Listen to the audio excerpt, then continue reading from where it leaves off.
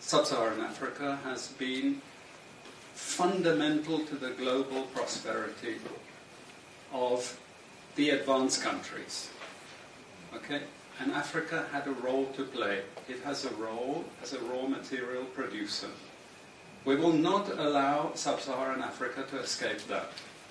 Okay, we do everything to keep Sub-Saharan Africa where it is, also impoverished. It's absolutely vital for the prosperity of everyone else. So let's get clear about that. Okay, and this means all the economic structures, all the global institutions, and the economics we teach everyone is all designed to keep Africa exactly where it is. And whether it is Europe or US or now China, it's always the same.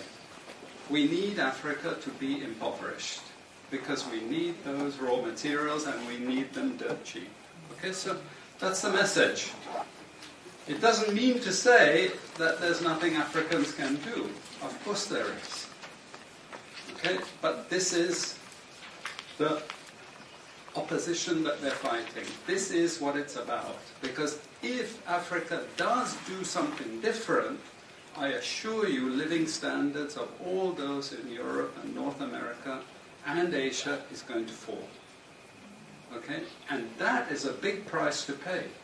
I assure you that the West is not going to allow that without a big fight. Okay, so this is what it's fundamentally about. What I want to show you is how these structures are operating. It's just 20 minutes, so we can't do very much, but just to give you a little bit of an idea. And why I keep the ideology part there is because we are part of the producers of ideology. At universities and academic institutions, we are complicit in this whole enterprise. Okay, so the job of many Western academics is to convince Africans they have to keep doing what they're doing. Okay? And to show them it's your fault that you're poor. It's not our fault. It's your fault that you're poor. You know? So this is what we do in academic institutions, and I want to show that as well. Let me just start. This is what it's basically about, so you know what it's about. But I want to just show you the extent to which Africa is specializing in the production of raw materials and basic agricultural goods. We know the basic forces that have caused this underdevelopment. We know it's colonization. I will not discuss that very much because my colleague speaker is going to go into some aspects of this. But I do want to discuss the global economic structures, the global financial institutions, and economic ideology, briefly, to give you a flavor of those. Let me start with this. You can't really see it so easily, but if those of you who are interested, you want the PowerPoint, I'm sure we can make it available to you. But the thing that you really need to see is the top line. Okay? And the extent of dependency is captured by this statistic at the top. Okay? And you compare it with all other income groups, and what you see is essentially in that one statistic how dependent Sub-Saharan Africa is on raw material production. Okay? This is the very heart of what makes Sub-Saharan Africa beat. Okay? Here, just to have a look at one very important additional statistic, with all this export coming from Sub-Saharan Africa, how much does Sub-Saharan Africa account for in terms of global trade value? We know there are vast resources coming from there, but look at the bottom line in terms of global trade value. Look at that.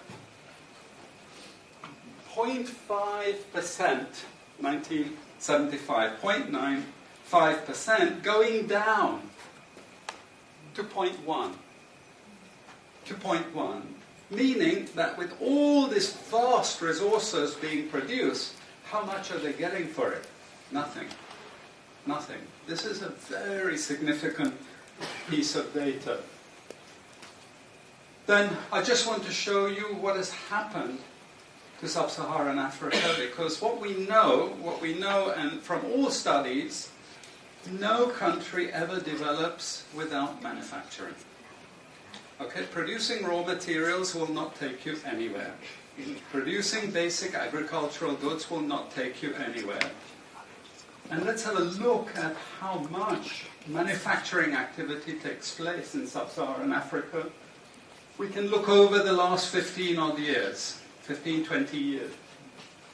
And we see manufacturing has actually declined as a percentage of the total. This is percentages of total production in sub-Saharan Africa. How much of it is accounted for by manufacturing? So this figure here is 17% of the total. Most of the rest, when we talk of industry, it includes manufacturing, but the bulk of it is mining. Okay? Raw material extraction. This is the bulk of it. And here we see actually raw material extraction has stayed the same. What has caused industry to fall is the fall in manufacturing production. This is deliberate because we will never, as Western economists, as Western policymakers, we cannot afford to allow Africa to industrialize and start producing manufactures. Okay, so we will do everything to stop that. And I'm going to show you how we actually block that.